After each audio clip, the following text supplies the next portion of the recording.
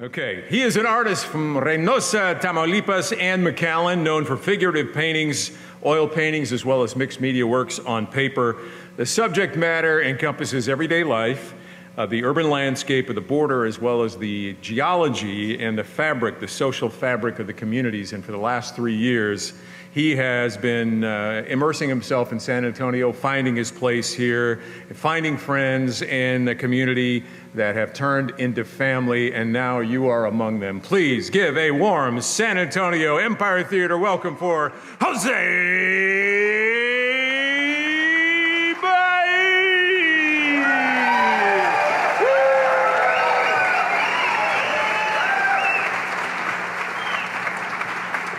Jeez.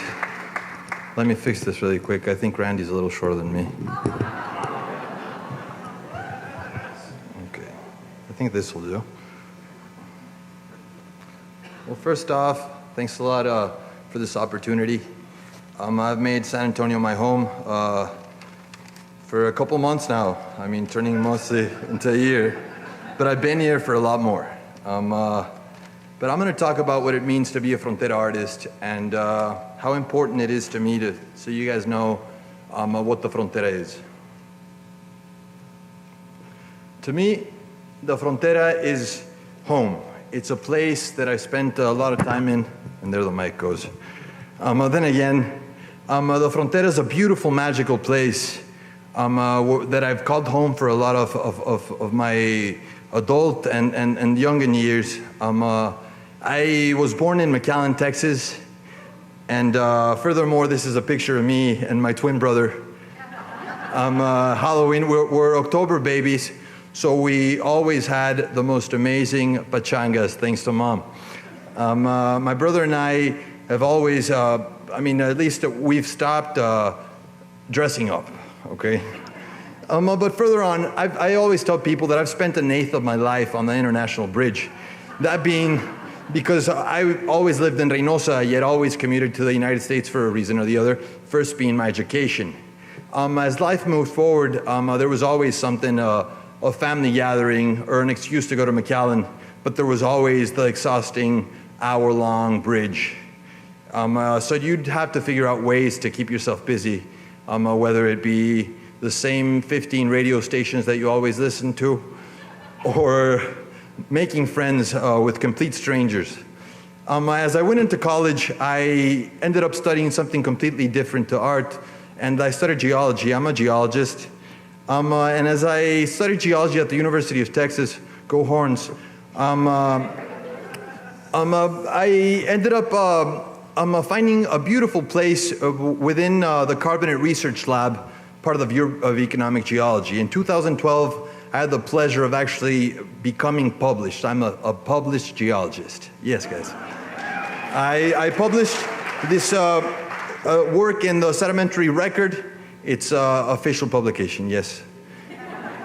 And as I move forward into transition, into trying to get back to the border, I find myself with someone, a laureate that I didn't get a chance to actually meet until later in life in college.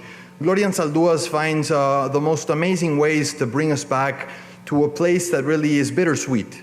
I mean, the border is an amazing place with an extensive terrain. It's over 1,930 miles of terrain extending from the Gulf Coast, going through the Rio Grande, up into the Pacific. If you can understand, imagine all the different families and people that are, immersing themselves within the border. This is an image of one of my artworks, and this is the King of Spain, as he happily is a windshield wiper amongst the International Bridge.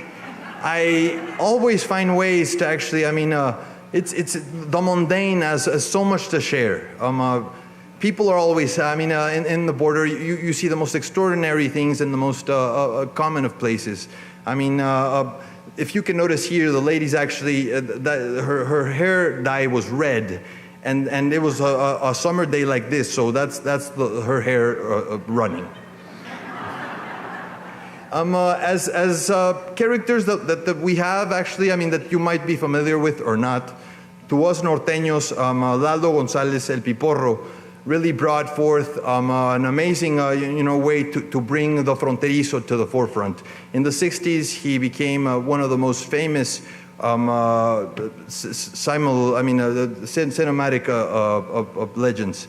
But let's bring it back to San Antonio. I've had the pleasure to really become friends and take on roles of mentorship with an amazing artist named Luis Valderas. He's actually from McAllen, Texas, and has made his life in San Antonio. And as well, Cesar Martinez, an amazing artist from Laredo, Texas as well. He's better known for his pachucos, and he's also become a mentor / friend for me. It's amazing, really, how much he's been able to do for us Chicano artists. Ricky Armendariz from El Paso. He's managed to create amazing landscapes through carved images and is the most amazing of painters. I really feel fortunate to know him as well. He's really doing lots as well for the Frontero artist. Ethel Shipton from Laredo, Texas as well. She really has a way to deconstruct things and turn them into conceptual based art that it's really, it takes you away from the frontera and at the same time goes full circle. You have to completely understand how she works. Anson Seal, an amazing artist, photographer, better known for his abstract photography, yet I appreciate all the work that he's done when it comes to actual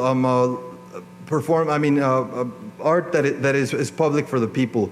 But let's go full circle into now the present. Artists like Barbara Miñarro, the new generation of Frontera artists that I'm a pleasure of being part of.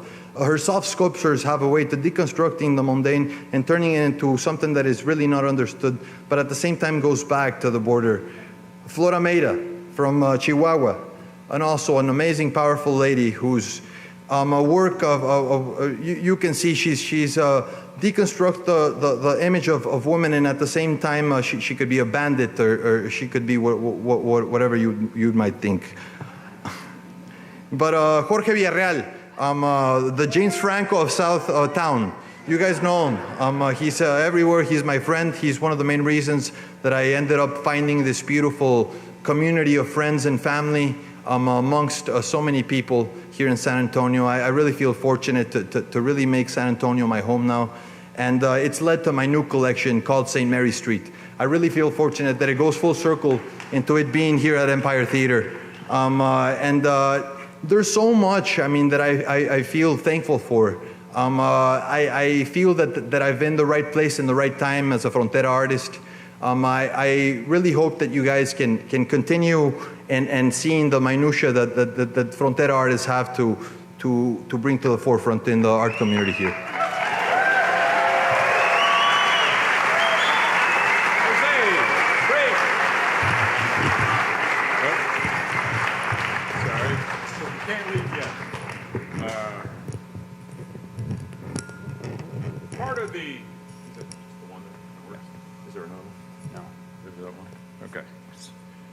Okay, we're going to share the microphone here.